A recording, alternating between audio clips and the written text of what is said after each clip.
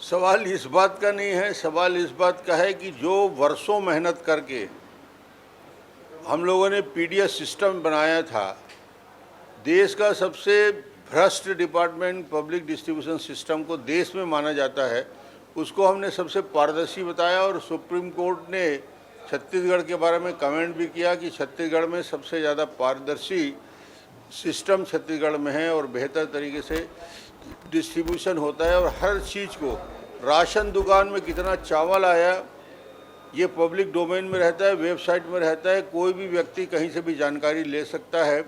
उसके बाद food inspector के पास मंथली कितने चावल आया, कितना वितरण हुआ और अतिशेष कितना है, इसकी जानकारी भी फूड इंस्पेक्टर के पास रहती है।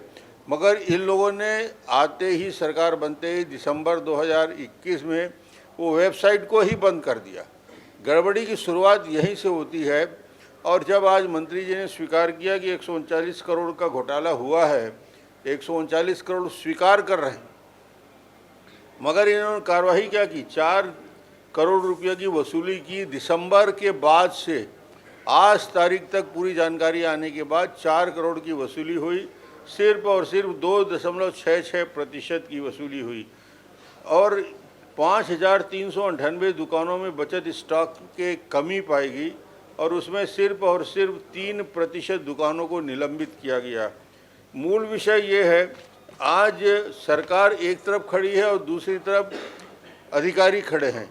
अधिकारियों ने एक संयुक्त प्रेस कॉन्फ्रेंस, प्रेस रिलीज जारी किया, विभाग को जानकारी दी और फूड जो इंस्पेक्टर हैं उनका जो संघ है उन लोगों ने जानकारी दी है। वो जानकारी दी है कि वो हमेशा हर महीने राशन दुकानों की पूरे के पूरे सामग्री का विवरण पत्रक अपने जानकारी में रखते थे, डेटाबेस में रखते थे और डायरेक्टरेट को लगातार जानकारी देते रहे।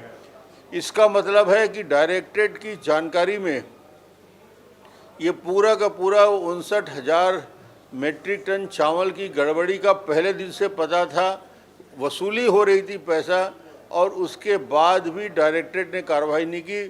फूड इंस्पेक्टर जो संघ ने इससे अपने आप को अलग किया है और उसके साथ ही साथ जो ये पूरे मामले को लेकर हम लोगों ने जो मांग आज किया, जो स्थगन आया था, स्थगन का मतलब सिर्फ यही था कि छत्तीसगढ़ के गरीबों का चावल यदि कोई खाने लगे, गरीबों के शक्कर खाने लगे, गुड़ खाने लगे और नमक खाने लगे, जिसके लिए सिस्टम बनाया था, उससे बड़ा और क्या विषय हो सकता है सदन में।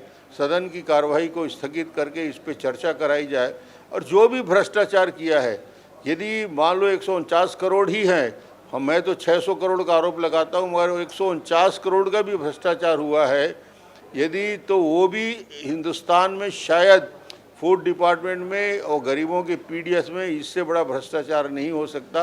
हमने मांग किया था विधायकों की समिति से जांच कराएं और इस सारे विषय के पत्र भी गवर्नमेंट ऑफ इंडिया ने जानकारी मांगी फूड डिपार्टमेंट को और हम फूड डिपार्टमेंट को भी जानकारी देंगे और इस विषय को लेकर न्यायालय में भी जाएंगे।